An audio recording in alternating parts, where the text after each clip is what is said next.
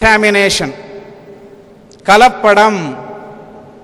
இப்போ நாட்டில் நமக்கு ஒரு பெரிய பிரச்சனை, எங்கே பார்த்தாலும் கண்டாமினேஷன். யாராவது ஒருத்தர் கூறினார், now from ecological pollution we are entering into psychological pollution. Ecology இருந்து சைக்காலஜிக்கல் பொல்யூஷன் எப்படி வருகிறது என்றால், திருமணமாகாத அந்த 4 பெண்கள் என்ன நினைப்பார்கள், இந்த ஒரு பொண்ணுக்கு மட்டும் ஒரு கணவன், நாங்கள் என்னடி பாவம் செஞ்சோம், எப்படியாவது மயக்கி அவனை எடுத்துட்டு போனோம். இது போன்ற சமுதாயத்தில் சமநிலை பாதிக்கப்படும் பொழுது இந்த லட்சியங்கள் நமக்கு கை கொடுக்கின்றன. ஐடியல்ஸ், விவேகானந்தர் கூறுகிறார், if a man with an ideal makes 1000 mistakes, man without an ideal will make 10,000 or 50,000 mistakes. தவறு நடக்க, தவறு செய்ய வாய்ப்பு இருக்கின்றது. லட்சியங்கள் இல்லாத நேரத்தில், லட்சியத்தை வைத்துக்கொண்டே சில தவறுகள் நாம் செய்தால், லட்சியம் இல்லாத போது பல தவறுகள் நடக்க சம்பவம் உண்டு. நாம் கேட்டுக்கலாம், என்ன சுவாமி இருக்கிறது, ஃப்ரீ மிக்சிங் லைசன்ஸ், யார் வேணா என்ன வேணாலும் செய்யலாமே, செய்யுங்க. செய்தால் என்ன ஆகும், தற்போது உள்ள சூழ்நிலை வரும். இந்த சூழ்நிலையில் ஆண்களும் கஷ்டப்படுவார்கள், பெண்களும் கஷ்டப்படுவார்கள். ஏனென்றால் கண்டாமினேஷன், பொல்யூஷன், எங்கு பார்த்தாலும் கலப்படம். இந்த கலப்படம் எங்கிருந்து வருகிறது, மனிதனின் மூளையில் இருந்து வருகிறது. இந்த கலப்படம் செய்ய மனிதனின் மூளையில் கலப்படம் ஏற்படுவதற்கு என்ன காரணம், சுயநலமே காரணம். ஒவ்வொரு மனிதனும் தன்னுடைய சுயநலத்தால் கலப்படம் அடைந்து தனக்கு வேண்டியவற்றையே செய்து கொண்டிருக்கிறான். எங்கே கலப்படம் இருக்கிறதோ அங்கே தரம் இருக்காது, குவாலிட்டி. எல்லா விதத்திலும் நாம் குவாலிட்டியை தேடுகிறோம். எல்லா நிலைகளிலும் நமக்கு இந்த தரம், குவாலிட்டி கிடைப்பதற்கு முன் எது தரமாக இருக்க வேண்டும் என்றால், மனிதன் தரமுள்ளவனாக இருக்க வேண்டும். தரமே மனிதனை உயர்த்துகிறது. அமெரிக்காவில் ஒரு நாள் ஒரு மனிதன் கேஸ் பலூன் விற்று கொண்டிருந்தான். இந்த கதையை நீங்கள் கேட்டிருப்பீர்கள். பலவிதமான வருணங்களில் கேஸ் பலூன் இருந்து கொண்டிருக்கிறது. குழந்தைகள் அந்த கேஸ் பலூனை வாங்கிக் கொள்வார்கள். நடுநடுவே அந்த கேஸ் பலூன் வியாபாரி ஒரு கேஸ் பலூனை அறுத்து விடுவான். அந்த கேஸ் பலூன் ஆகாயத்தை நோக்கி உயர்ந்து செல்லும். இவ்வாறு இந்த கேஸ் பலூனை விற்று கொண்டிருக்கும் பொழுது, அமெரிக்காவில் வெள்ளையர்கள் நிறைந்த நாடு, கருப்பு நிறத்தை சிறிது தாழ்வாக நினைக்கக்கூடிய நாடு. அங்கே ஒரு நீக்ரோ சிறுவன் வந்து அந்த கேஸ் பலூன் வியாபாரியிடம் கேட்கிறான், sir, you have got different colours of balloon, blue, white, transparent, green, yellow. கருப்பு பலூனை நாம் பார்ப்பது மிகவும் அபூர்வம். இதுவரை நான் கருப்பு பலூனை பார்த்ததில்லை. அந்த கருப்பு நிற சிறுவன் நீக்ரோ கேட்கிறான், will not a black balloon go high up in the sky? பாருங்கள், அந்த சிறுவன், நீக்ரோ சிறுவன் இந்த வெள்ளை நிற பலூன் வியாபாரியிடம் கேட்கிறான், சார், கருப்பு நிற பலூன் ஆகாயத்தை நோக்கி உயரச் செல்லாதா? இந்த கருப்பு நிற நீக்ரோ சிறுவன் கேட்கும் பொழுதே அந்த வெள்ளை நிற வியாபாரி புரிந்து கொள்கிறான், சிறுவன் என்ன மனப்பான்மையுடன் கேட்கிறான் என்று. அவன் கூறுகிறான், my dear son, it is not the color that makes the balloon go high up in the sky. It is the quality of the contents inside the balloon that makes the balloon go high up in the sky. நிறமல்ல மகனே, பலூனின் உள்ளே இருக்கக்கூடிய சரக்கின் தரம். அந்த தரம் இருந்தால், அது கருப்பாக இருந்தாலும் சரி, வெள்ளையாக இருந்தாலும் சரி, மனிதன் உயரலாம். அந்த சரக்கு, அந்த சரக்கை கொண்டு வருவதில் யாருக்கு சுமை, யாருக்கு கடமை அதிகம் என்பது அல்ல, யாருக்கு முக்கியமான பங்கு இருக்கிறது, யாருக்கு பொறுப்பு அதிகம் என்று பார்க்கும் பொழுது ரிஷிகள் கண்டுபிடித்தார்கள், பெண்ணுக்கே இந்த பொறுப்பு அதிகமாக இருக்கிறது. அதனால் முக்கியத்துவம் கொடுத்தார்கள். முக்கியத்துவத்தை நாம் பார்ஷியாலிட்டி என்றோ, ஓரவஞ்சனை என்றோ, ஒருதலை சார்பான தீர்வு என்று தவறாக கணித்தால் அது பெண் வர்க்கத்தின் குற்றமாகும். தாய்க்கென்று ஒரு முக்கியத்துவத்தை கொடுத்தார்கள். இப்போ இந்த மேடை இங்கே பேசும், குத்து விளக்கிற்கு என்ன வேலை, லைட்டிற்கு என்ன வேலை, 2 மணி நேரத்திற்கு பிறகு லைட்டை ஆஃப் செய்து விடுவார்கள். இந்த மைக்குக்கு என்ன வேலை? 3 மணி நேரத்திற்கு பிறகு இது ஓய்வெடுக்கின்றது. இந்த சேருக்கு என்ன வேலை? சுவாமிகள் உட்கார்ந்து சென்ற பின் அது ஓய்வெடுக்கிறது. இந்த மேடை கேட்கும் 24 மணி நேரம் நான் இங்கேயே இருக்க வேண்டி இருக்கிறதே ஓய்வெடுக்காமல் என்றால், மேடையே நீ இல்லாமல் நாடகமே நடக்காது. அதுபோன்று பெண்ணே நீ இல்லாமல் இந்த பிரபஞ்சமே இல்லை. அதனால தான் உனக்கு முக்கியத்துவம். Without woman, the entire drama of the universe cannot take place. அந்த சக்தியின் விளையாட்டு இல்லை என்றால் பிரபஞ்சமே கிடையாது. And therefore greatest honor is given to women. அதனால் தான் உங்களுக்கு முக்கியத்துவம். சில நேரங்களில் நாம் நினைக்கிறோம், அதிக வேலை செய்யும் பொழுது எனக்கு மட்டும் இவ்வளவு வேலையா? அந்த ஆண்கள் சும்மா சுற்றி கொண்டிருக்கலாமா? அவங்க ஆண்கள் சுற்றி கொண்டிருக்கிறாங்க. ஏன்னா அவங்களால செய்ய முடியாத வேலையை நீங்க தான் செய்ய முடியும். அதனால் உங்களுக்கு முக்கியத்துவம், அதனால் பெருமை, அதனால் மரியாதை, அதனால் அதிகமான பொறுப்பு. One who can deliver goods, on him the burden will be put. If I cannot deliver my goods, my boss will simply reject me. He will say, this man cannot handle any load. அதுபோன்று இந்த பிரபஞ்சத்தில் அதிகமான பொறுப்பை, அதிகமான சுமையை யார் சுமக்க முடியும் என்றால் பெண். இந்த பிரபஞ்சத்தில் அதே போன்று சொந்த மனித வாழ்க்கையில் மனித உற்பத்தியை பற்றி நம்முடைய சாஸ்திரங்கள் வர்ணிக்கின்றன.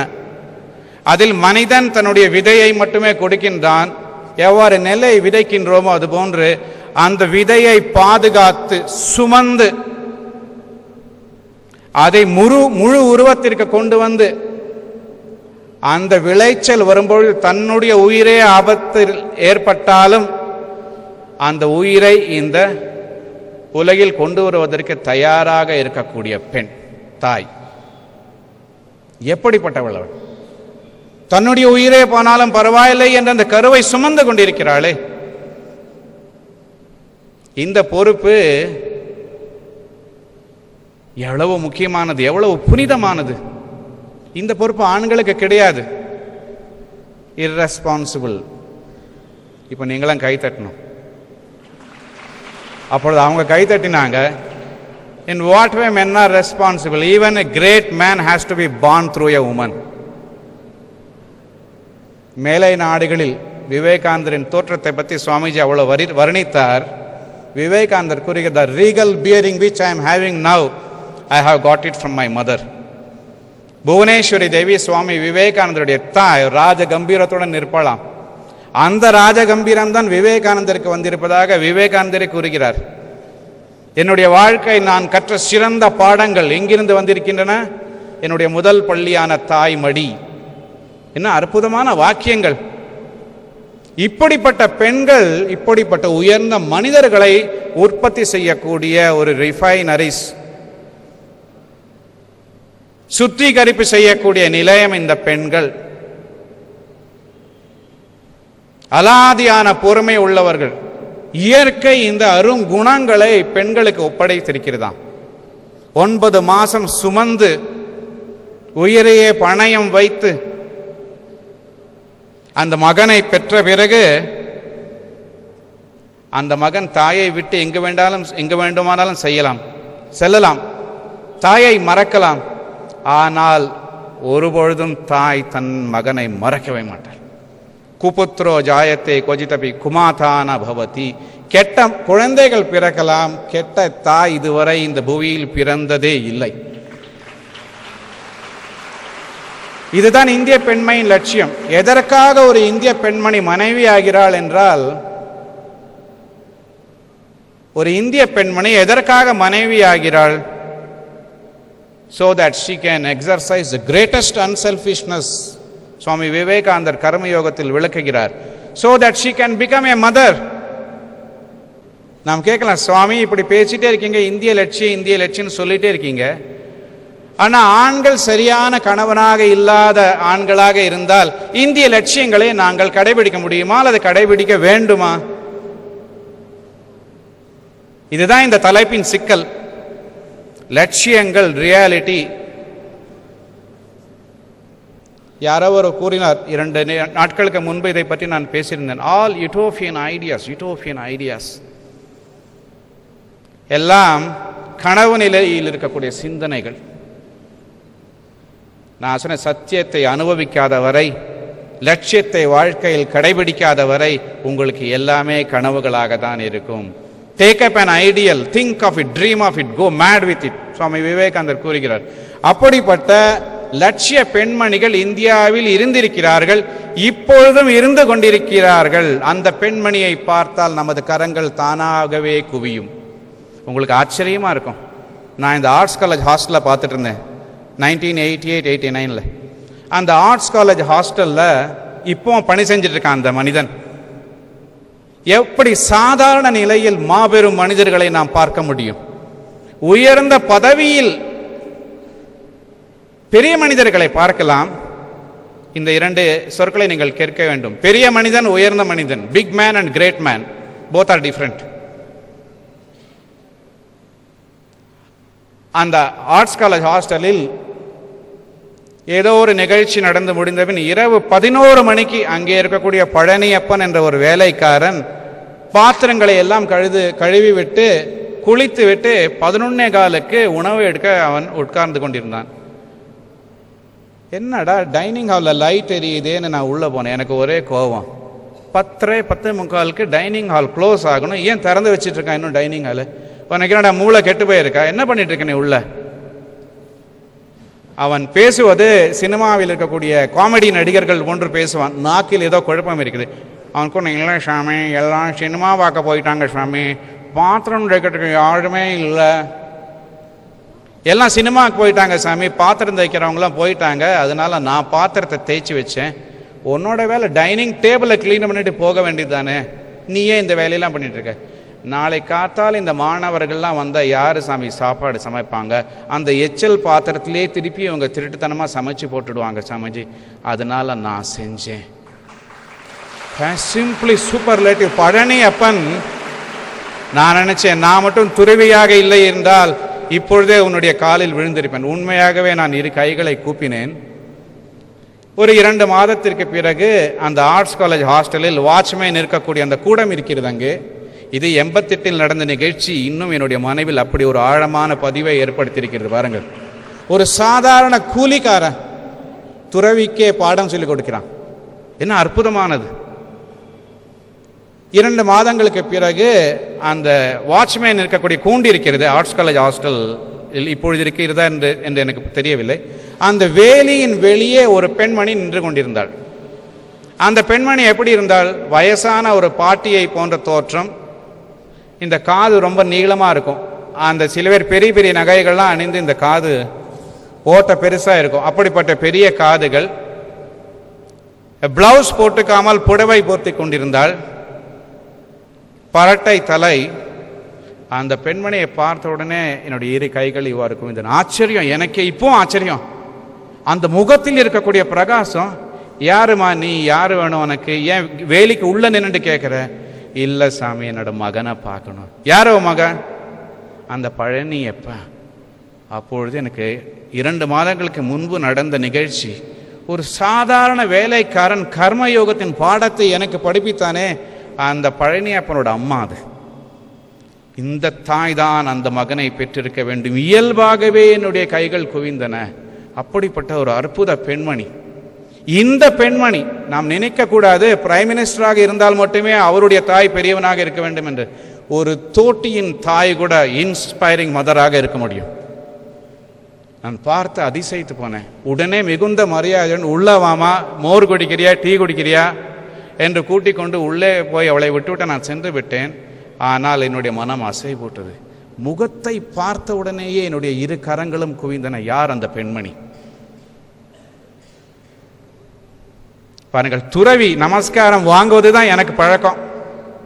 எல்லார்ட்டையும் நமஸ்காரம் வாங்கிக்கிறது எங்களுடைய ஒரு ப்ரொஃபஷன். ஆனால் நானே நமஸ்காரம் போட்டேன் கேட்காம. அந்த பெண்மணிக்கு நான் ஏழை பெண்மணி, குடிசையில் வாழக்கூடியவள், poor in wealth, rich in ideals. என்ன அருமையான வாழ்க்கை! சின்ன சின்ன சம்பவங்கள், இதில் வாழ்க்கை எப்படி லட்சியங்களை நமக்கு ஓவியம் தீட்டி காண்பிக்கின்றது. இதுதான் இந்திய பெண்மணியின் லட்சியம். கணவன் சரியாக இல்லையே, குடும்பத்தை உடைத்து விட்டு நான் வேறு கணவனை நாடி செல்லலாமா? இது நான் கோலாலம்பூரில் இருக்கும் பொழுது அடிக்கடி ஏற்படக்கூடிய பிரச்சனை. ஒரு பெண் என்னிடம் ஓடி வந்து கூறினாள், Swamiji, I have got a personal problem. என்னம்மா உன் ப்ராப்ளம்? பர்சனல் ப்ராப்ளம், பேசலாமா? பேசு. If it is not vulgar you can talk. ஒரு 1.5 வருஷத்துக்கு முன்னாடி நான் ஒரு பையனை காதலிச்சேன். குடும்பத்தில் எல்லாருமே என்னை வெறுத்தாங்க, எதிர்த்தாங்க. நான் சொன்ன, காதலிக்கிறது ஒன்றும் தப்பு இல்லை, அட்லீஸ்ட் கொஞ்சமாவது அன்பு இருக்கும் உள்ளத்தில், அதனால தான் காதலிச்சேன். அதெல்லாம் சரி. அப்போ எதிர்த்த போது என்ன சொன்னாய் நீ? I can not live for a moment without this boyfriend. Under any condition I will marry or I will commit suicide. நான் தற்கொலையே செய்து கொள்வேன் என்று என்னுடைய உறவினர்களை எல்லாம் எதிர்த்து அவனை திருமணம் செய்து கொண்டேன். நல்லது தானே, இப்போ சந்தோஷமா இருக்க வேண்டியது தானே. ஒரு குழந்தை வேற கையில் இருக்குது. அவள் கூறினால், 2வது குழந்தையை சுமந்து கொண்டிருக்கிறேன். இப்பொழுது இந்த கணவர், அப்பொழுது அவர் கூறினார், I love you, I cannot live without you. இந்த 2 வார்த்தைகள், I love you, I cannot live without you. இப்போ எப்படி இருக்குன்னு கேட்டேன். I can't stand the devil for a second. அந்த பெண்மணி கூறுகிறாள், I can't stand the devil for a second. ஏமா, என்ன ஆச்சு? யாரு கூடயோ போயிட்டு இருக்கா? இட்ஸ் ஆக்சுவல் ப்ராப்ளம் இது. ஏனென்றால் ஐடியலை பற்றி நான் பேசிக்கொண்டிருக்கும் பொழுது வாழ்க்கை சம்பவங்களுடன் நாம் அதை சேர்த்து இதற்கு என்ன தீர்வு, வாட் ஷுட் வி டூ, இப்படிப்பட்ட சம்பவங்களில் நம்முடைய முன்னோர்கள் எப்படி இருந்திருக்கிறார்கள், how did our ancient people they have reacted. இப்படிப்பட்ட சூழ்நிலை உங்களுக்கு வந்தால் என்ன நடக்கும்? சாமி, அந்த கணவனை விட்டுட்டு போகட்டுமா, கோர்ட்ல டைவர்ஸ் கேட்கட்டுமா, என்ன செய்யலாம்? இதே போன்ற மற்றொரு சம்பவம் நடந்தது. அந்த சம்பவத்தில் இருவருமே நம்முடைய பக்தர்கள். நான் சொன்ன 2 பேரையும் கூப்பிடுங்க. 2 பேரையும் கூப்பிட்டு அவர்கள் குடும்பத்தார்களையும் கூப்பிட்டு பேசிய பிறகு 2 பேருடைய மனமும் மாறி மீண்டும் அவர்கள் இப்பொழுது ஒன்றாக வாழ்கிறார்கள். ஆனால் இந்த சம்பவத்தில் அவர் கூறினால், I can't stand the devil for a second. நான் சொன்னேன், then what is the meaning of the word love used by you?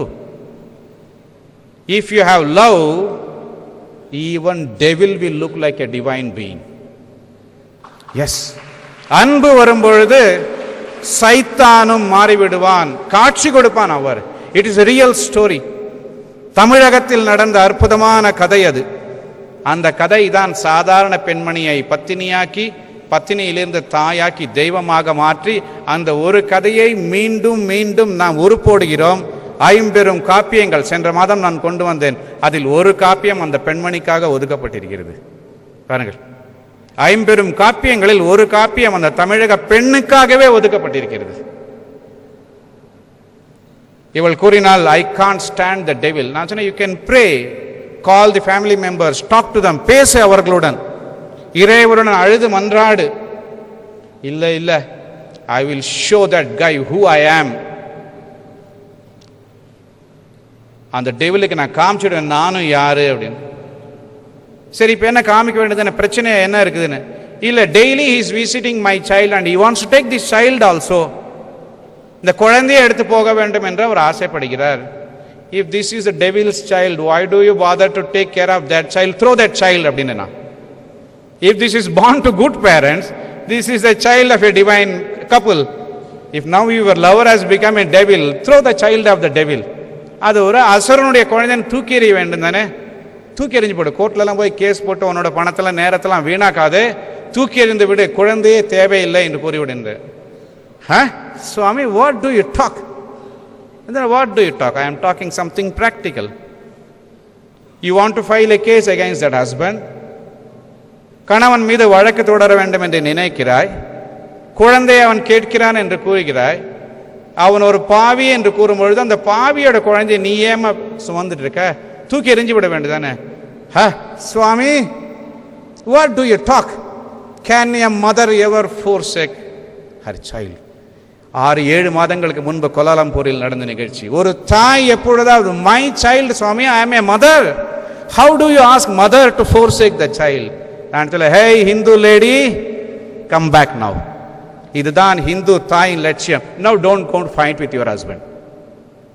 உன்னுடைய உள்ளத்தில் ஹிந்து தாயின் வித்துக்கள் இருக்கின்றன. The seeds of a Hindu mother, a real mother is in your heart. Don't destroy those seeds. You pray, you talk to that man. And if that man does not come, What should I do? Take care of the child. Don't fight with that man and create a hell in your house. ஏனென்றால் எந்த வெறுப்புடன் இந்த குழந்தையை நீ வளர்க்கிறாயோ அந்த வெறுப்பை இந்த குழந்தையும் சுமந்து கொண்டிருக்கும் வாழ்நாள் முழுவதும். நான் கூறின பொழுது Malaysia has got youngsters who have got faceless anger. என்னது faceless anger? Anger without a face. முகமில்லாத ஒரு கோபம். இந்தியாவிலும் இந்த நோய் பரவி கொண்டிருக்கிறது. Single mother, single father, never mingle. Single father, single mother, single children. So how can you live in the society? சமுதாயத்தில் எப்படி வாழ முடியும்? ஒரு பெண் என்னிடம் கூறினாள், நான் கல்லூரிக்கு செல்லும் பொழுது என்னுடைய நண்பர்கள் தாய் தந்தையுடன் வருகிறார்கள். என்ன கேட்குறாங்க, உன்னோட டேடி எங்க? I become so furious, you know. உள்ளுக்குள்ள எரிச்சலா இருக்கு. எங்க அப்பா எங்க? அம்மாட்ட போய் கேட்கறாள், எங்க அப்பா எங்க?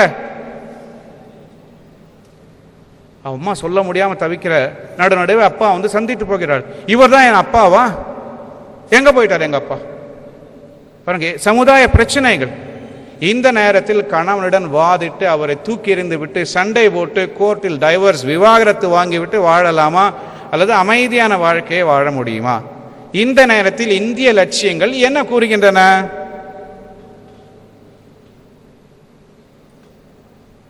இங்கேதான் வாழ்க்கையில a great contradiction, great crisis, பெரிய சிக்கல். லட்சியத்தை கடைபிடிக்கணுமா அல்லது நடக்கும் சம்பவங்களுடன் ஒத்து செல்ல வேண்டுமா? Clash with ideals, sacrificing the ideals or to hold on the ideals. Time is over. Second note வந்துடுது, only 2 minutes. Whether we shall hold on to the ideal, லட்சியத்தை கடைபிடித்து we shall create a breakthrough in the society. Krishnamurthy சொன்னார், one vote. இந்த சமுதாயத்தில் நாம் ஒரு பிரேக்த்ரூக்கு தமிழ்ல என்ன சொல்லணும் எனக்கு தெரியல, கண்டுபிடிக்க முடியல. How to create a breakthrough in the society? ஒரு புதிய பாதையை யார் கொடுப்பார்கள்? எத்தனையோ பெண்மணிகள் கொடுத்து கொண்டிருக்கிறார்கள். சொந்த வாழ்க்கையில் நமக்கு இப்படிப்பட்ட ஒரு பிரச்சனை வரும்பொழுது நாம் என்ன செய்ய வேண்டும்? Swamiji, ideal ideal ideal. இதோட கவுண்டர் பார்ட் இன்னொரு டாபிக் கொடுத்திருக்க வேண்டும். Ideal of Indian manhood, husband, father and God. இல்லையா? பெண்களுக்கு மட்டும் ஐடியல், ஆண்களுக்கு ஐடியல் கிடையாதா? ஆண்களுக்கும் உண்டு. ஆனால் பெண்கள் இந்த லட்சியங்களை கடைபிடிக்கும் பொழுது இந்த லட்சியங்களை கடைபிடிப்பதற்கு உறுதுணையாக நிற்கக்கூடிய ஆண்கள் உருவாக முடியும். அதனால தான் இந்த பெண்மைக்கு அவ்வளவு முக்கியத்துவம் அவங்க கொடுக்குறாங்க. should we hold on to the ideal or should we sacrifice? தமிழகத்தில் பிறந்த ஒரு பெண், மிகுந்த அன்புடன் கணவனும் மனைவியும் வாழ்ந்து கொண்டிருந்தார்கள். வேறொரு பெண்ணின் அழகில் மயங்கி இவன் அவளை காதலிக்க சென்று விட்டான். இதுதான் சமுதாயத்தில் நடக்கக்கூடிய கதை. 4 நாட்கள் முன்பு தமிழகத்தில் இருந்து எனக்கு போன் கால், அழுது கொண்டே, சுவாமி என்னுடைய வாழ்க்கையில் இப்படி நடந்துருக்கு, கடவுள் இருக்காரா இல்லையா? என் கணவர் வேற யாரோட போயிட்டு இருக்காரு. நான் சொன்ன, கடவுள் இருக்காரா இல்லையா என்று கூறி உங்களை ஏமாத்த போறதில்ல, வாழ்க்கை சம்பவங்களை சந்தியுங்கள். எதற்காக அழுகிறாய்? உன் உள்ளிருக்கும் ஆற்றலுக்கு அழைப்பு கொடு. சம்பவங்களை நேர்முகமாக நான் சந்திக்க வேண்டும். Meet the crisis and solve. அந்த நேரத்தில் இந்த லட்சியங்கள் கை கொடுக்கும். தன்னுடைய கணவன் மற்றொரு பெண்ணிடம் சென்று விட்டார். கேட்கறதுக்கே எவ்வளவு வருத்தமா இருக்கு இல்லையா? நான் ஒரு பெண்ணா இருந்து என்னுடைய கணவன் மற்றொரு பெண்ணிடம் போகும்பொழுது அந்த வருத்தம் எனக்கு புரியும் இல்லையா? இல்லாட அந்த வருத்தம் எனக்கு புரியாது. பெண்ணாக இருக்கணும், அதுவும் ஆழமாக நேசிக்கக்கூடிய ஒரு பெண், நல்ல பெண், தூய பெண், கற்பினிறை பெண். அவருடைய கணவன் வெட்டு மாதவி என்னும் அழகின் நாட்டிய நர்த்தனக்காரியுடன் சென்று விடுகிறான். பிறகு இவள் விரதம் காக்கிறாள், பிரார்த்தனை செய்கிறாள். தன்னுடைய கணவன் போய்விட்டான் என்று ஒரு நிமிடம் கூட மனதில் நினைக்கவில்லை. கட்டியவன் life insurance husband, once for all insured for my life. எப்பொழுதும் இறந்தாலும் இறக்காவிட்டாலும் இருந்தாலும் இல்லாவிட்டாலும் இவன் தான் என்னுடைய கணவன், மற்றவனை மனதிலும் நினைத்தே பார்க்க மாட்டேன் என்ன சூப்பர்லேட்டிவ் பர்சனாலிட்டி பாருங்க. தமிழகத்தில் தமிழக மண்ணை எடுத்து பிழிந்தால் கற்பூரசம் சாராய் பொழியும். அப்படிப்பட்ட பெண்கள் நிறைந்த இந்த தமிழ்நாடு.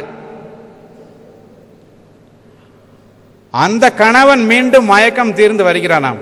எப்படி மயக்கம் தீர்ந்தது? இந்த மனைவியின் பிரார்த்தனை, விரதம், இவருடைய உள்ளத்தின் கோரிக்கைகள், இவையெல்லாம் ஒன்றாக சேர்ந்து கணவனுடைய மனதை மாற்றி வருகிறார். கணவன் வந்து கணவன் மீது குற்றம் சாற்றப்படுகிறது. யார் குற்றம் சாட்டுகிறார்கள்? சாதாரண நம்முடைய உறவினர்களோ மற்றவர்களோ அல்ல, அரசாங்கமே குற்றம் சாட்டுகிறது. பாருங்கள், கவர்மெண்டோட ஃபைட் பண்றது எவ்வளவு கஷ்டம். நம்ம நெய்பரோட ஃபைட் பண்ணிடலாம், நம்ம பாஸோட ஃபைட் பண்ணிடலாம். Going against the government. Kovalan திரும்பி வருகிறார் கண்ணகியிடம்.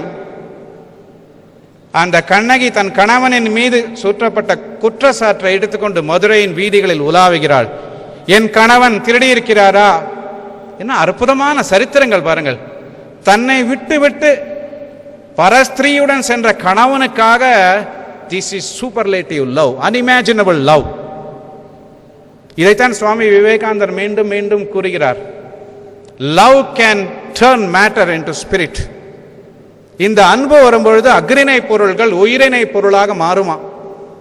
கல்கத்தாவில் இருந்த அந்த கருங்கல் காளி ராமகிருஷ்ணனுடைய அன்பால் காளியாக மாறி நடனமாடியதாம். அவர்கள் கூறுகிறார்கள், உயிரில்லாத கருங்கல் காளி ஸ்ரீராமகிருஷ்ணர் அன்பு செலுத்த தொடங்கியவுடன் அது உயிர் பெற்ற காளியாக மாறியது. இந்த கண்ணகி வாதிடுகிறாள். அரசனே தோல்வியுற்று அங்கேயே அவன் விழுந்து விடுகிறான், அவனுடைய உயிர் துறந்து விடுகிறது. கண்ணகிக்கும் 100 குடோஸ், அந்த அரசனுக்கும் 100 குடோஸ். அந்த அரசனும் அப்படி உயர்ந்த லட்சியத்தை கடைபிடிக்கக்கூடியவனாக இருந்தான். ஒரு பெண்ணுக்கு எப்படிப்பட்ட தீங்கு ஏற்பட்டது என்று நினைத்த உடனேயே தன்னுடைய உயிரையே விட்டு விட்டான் அந்த ஆண். பிறகு அந்த கருப்பு கரிசி என்ன ஆற்றல் பாருங்கள். ஸ்ட்ரெங்த் இஸ் லைஃப், விவேகானந்தர் கூறுகிறார். Weakness is death, constant strain and misery. என்ன ஸ்ட்ரெங்க் அந்த கருப்பு கரிசி? மதுரை மாநகரத்தை எரித்து விட்டாள் அவள். Superlative strength, unimaginable. இப்பொழுது நடக்குமா? கடைபிடித்தால் லட்சியங்கள் நிச்சயமாக நடக்கும். லட்சியங்களை நாம் கடைபிடிக்க வேண்டும். 100% கடைபிடித்தால் இவை நடக்கும். இப்படிப்பட்ட தரமான மனிதர்களை உருவாக்குவதே இந்திய நாட்டின் லட்சியமாக இருந்து கொண்டிருக்கிறது. அந்த உயர்ந்த நாட்டை உருவாக்குவதற்கு இப்படிப்பட்ட பெண்மையின் லட்சியங்களை இவர்கள் கடைபிடிக்க வேண்டும். அவ்வாறு இந்த லட்சியங்கள் பெண்களை அடுப்படியில் மட்டும் வைக்காமல், குழந்தை வெறும் ஒரு இயந்திரமாக மட்டும் வைக்காமல், designing a whole country. How you create wonderful citizens. அந்த உயர்ந்த குடிமகனை பெற்றெடுக்கக்கூடிய தன்மை இந்த தாயிடம் உள்ளது. அப்படிப்பட்ட பெண்மை தான் இந்தியாவின் லட்சியமாக இருந்து கொண்டிருக்கிறது. இப்படிப்பட்ட ஒரு பெண்ணிடம் ஒரு நாள் கடவுள் வந்து கேட்கிறாராம், பெண்ணே, நீ உனக்கு குழந்தை பிறக்க வேண்டும் என்று வேண்டிக் கொண்டிருந்திருக்கிறாயே, உன்னுடைய பிரார்த்தனையால் நான் மகிழ்ச்சி பெற்றேன். உனக்கு எப்படிப்பட்ட குழந்தை வேண்டும்? ஒரு குழந்தை செல்வ கொழிப்புடன் பல ஆண்டுகள் வாழ்ந்து ஒரு சாதாரண மகனாக உனக்கு இருப்பான். அப்படிப்பட்ட குழந்தை வேண்டுமா? உன்னுடனேயே இருப்பான். அல்லது ஒரு சில ஆண்டுகள் இருப்பான், ஆனால் மின்னலை போல் மின்னிவிட்டு உலகமே பிரமிக்கும் ஒரு வாழ்க்கையை வாழ்ந்து விட்டு உயர்ந்த மனிதனாக அவன் மறைந்து விடுவான். எந்த மகன் உனக்கு தேவை? முகூர்த்தம் ஜுவலிதம் ஸ்ரேயோ நது தூமாயிதம் சிரம்.